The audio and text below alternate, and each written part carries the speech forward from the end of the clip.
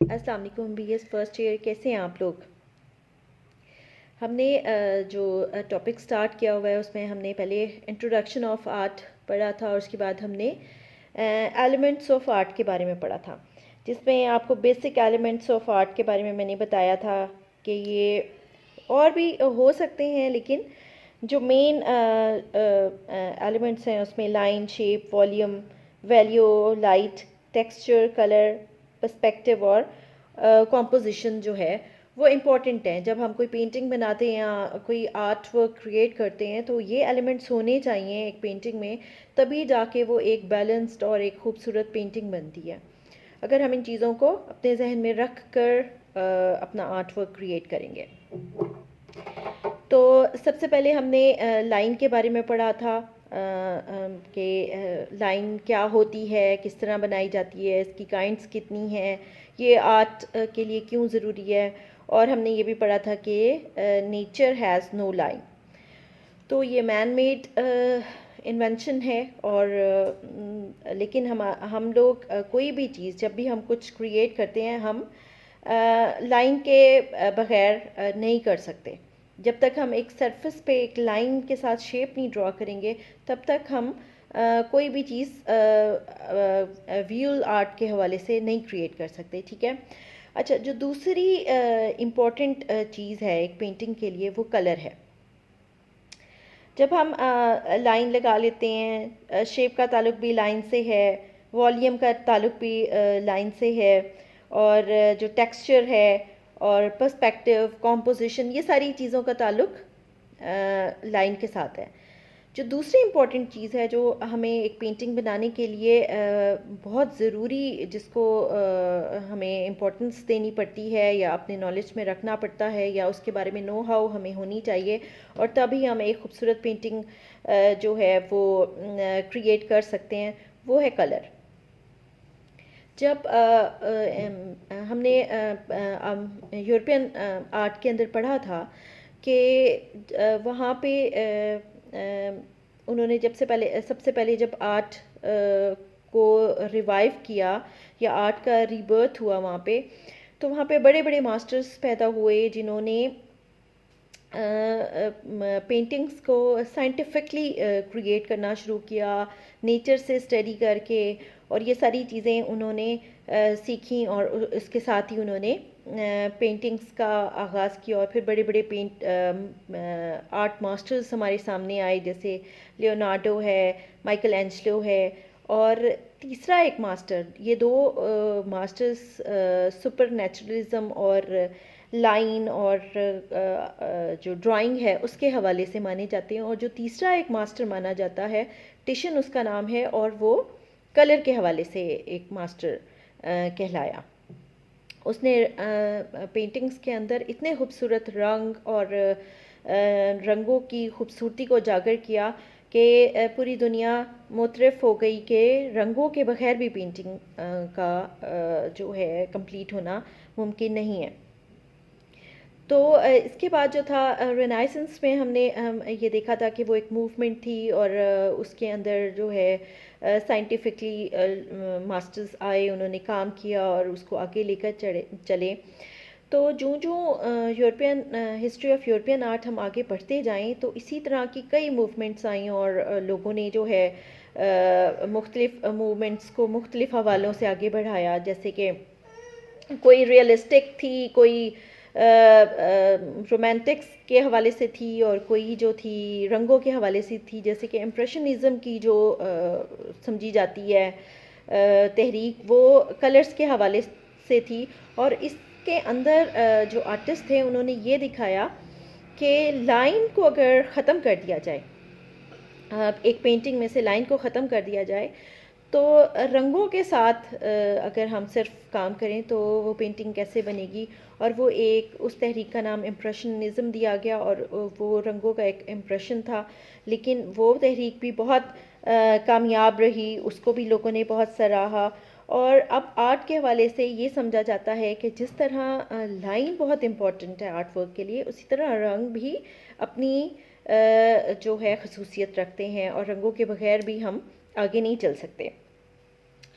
तो अभी एक छोटा सा इंट्रोडक्शन मैं आपको कलर्स के हवाले से देती हूँ कि colour is the element of form which arouses our appreciation and to which our feelings are very sensitive. Colors is derived from light. Without light there is no color. Black, white and gray are neutral color. The colors of spectrum are red, orange and yellow, blue, green, indigo and violet. These are few in number, but hundred of variations exist. Every color described in terms of three physical properties: hue, value, intensity. ह्यू जो है वो रंगों के अंदर जो shade हैं, यानी जो रोशनी उन रंगों की है कि वो किस कलर की रोशनी है या किस कलर का शेड निकल रहा है, that is called hue. Value जो है वो प्रॉपर्टी होती है, यानी कदर होती है। इसका मतलब होता है कि कौन सा रंग जो है वो किस रेंज में जाता है, कितनी देर तक वो एग्जिस्ट करता है, और वो कितना अगर किसी मतलब जगह पे वो रंग है तो वो कितनी ज़्यादा अपनी वैल्यू रखता है। और इंटेंसिटी होती है शिद्दत, quality of light in a colour. ठीक है, तो रंग जो है वो नेचर का एक इम्पॉर्टेंट हिस्सा है और आर्ट का एक बहुत इम्पॉर्टेंट एलिमेंट है। तो जो रंग है वो लाइट से आते हैं, और जहाँ पे लाइट है वहाँ पे कलर्स हैं, जहाँ पे लाइट नहीं है वहाँ कलर्स नहीं है। और लाइट अगर हल्की हो जाए तो रंग भी हल्के हो जाते हैं। और आप लोगों ने अक्सर देखा होगा कि अगर सूरज की रोशनी में आप कोई चीज़ रखते हो तो अगर बहुत शदीद रोशनी है, ब्राइट लाइट है, तो उसका जो साया होता है वो भी उतना शदीद होता है। तो सेम विद कलर्स के जहाँ पे रोशनी बहुत ज़्यादा होगी रंग बहुत खूबसूरत और ब्राइट नज़र आएगा। तो रंगों का ताल्लुक जो है वो रोशनी से है। अच्छा, ब्लैक, वाइट और ग्रे जो हैं ये रंग नहीं है, ये कलर्स नहीं है। इनको न्यूट्रल कलर बोला है इन्होंने, लेकिन एक्चुअली ब्लैक मीन ब्लॉक और वाइट मीन ह्यू यानी रोशनी। तो ब्लैक जो है वो जितने भी रंग हैं वो अपने अंदर एब्जॉर्ब कर लेता है, तभी वो काला रंग कहलाता है। और वाइट जो है वो एक रोशनी है जो अपने अंदर से सारे रंगों को बाहर निकालता है, तो तभी हम कहते हैं कि जी ये वाइट कलर है। तो कलर्स ऑफ स्पेक्ट्रम, स्पेक्ट्रम कहते हैं अगर फॉर एग्जांपल हम रेनबो देखें तो उसमें एक 7 रंगों की एक पट्टी सी नज़र आती है हमें। अगर हम रोशनी को आर्टिफिशली प्रिज्म के अंदर से गुजारें तो यही जो रोशनी है वो उस शीशे के टुकड़े के दूसरी तरफ सारे रंगों को अलग अलग करके लाइन में दिखा देता है, दैट इज़ कॉल्ड स्पेक्ट्रम। और स्पेक्ट्रम के जो कलर्स हैं वो रेड से स्टार्ट होते हैं, फिर रेड, ऑरेंज और येलो, और blue, green, indigo and violet. ठीक है, जब रेड और आखिरी कलर जो ब्लू है जब ये मिलते हैं तो उसके साथ ही वॉयलेट कलर जो है वो सामने आ जाता है। तो सबसे डार्केस्ट कलर है वॉयलेट कलर, और सब कलर्स की अपनी इंटेंसिटी है, अपनी एक जो है वो शिद्दत है। वो इस तरह कि अगर हम एक किसी एटमॉस्फेयर में दूर का नज़ारा देखें तो सबसे पहले हम जो कलर सबसे जल्दी ख़त्म हो जाएगा वो येलो है। ठीक है, येलो कलर थोड़ी दूर जाके हमारी आंखों से नज़र आना बंद हो जाता है। फिर उसके बाद रेड की इंटेंसिटी है, रेड काफ़ी दूर तक नज़र आता है, लेकिन एक हद तक जाके ये भी ख़त्म हो जाता है। जो ब्लू है वो स्पेक्ट्रम का सबसे स्ट्रॉन्गेस्ट कलर है, और ये ख़ुद भी बहुत स्ट्रॉन्ग है, दूर तक नज़र आता है, और रेड के साथ मिलकर जो है वो एक पर्सपेक्टिव बनाता है, और वो जामनी सा हल्का धुंधला सा रंग दूर तक हमें नज़र आता है। तो ये तो इन 3 कलर्स की इंटेंसिटी मैंने आपको बताई है कि सबसे स्ट्रॉन्गेस्ट कलर ब्लू है, फिर रेड है और फिर येलो। ये प्राइमरी कलर्स के बारे में मैं आपको बता रही हूँ। और जो बाकी भी कलर्स हैं जो 7 रंगों की एक समझी जाती है, स्पेक्ट्रम समझा जाता है, वो हैं तो बहुत थोड़ी तादाद में, सिर्फ 7 हैं, लेकिन इनकी वेरिएशन बहुत ज़्यादा है। ये हज़ारों की तादाद में, हंड्रेड्स ऑफ शेड्स जो हैं वो हमें ज़िंदगी में अपने इर्द गिर्द नज़र आते हैं। हर तरफ रंग फैले हुए हैं, कोई डल है, कोई लाइट है, कोई खूबसूरत है, कोई बहुत ही ज़्यादा वाइब्रेंट है, कोई बहुत ज़्यादा डल है, तो ये सारे कलर्स जो हैं ये एक दूसरे के साथ मिल के बनते हैं। तो हर कलर की फ़िज़िकल ये तीन, हर रंग की ये तीन फ़िज़िकल प्रॉपर्टीज़ हैं, ह्यू, वैल्यू एंड इंटेंसिटी। जब जो ह्यू है ये हम एक रंग की खसूसियत कह सकते हैं, यानी कि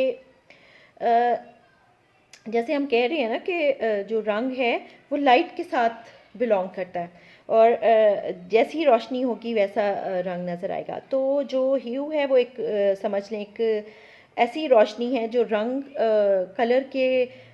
कलर को और उसके शेड्स को हमारे सामने लेकर आता है।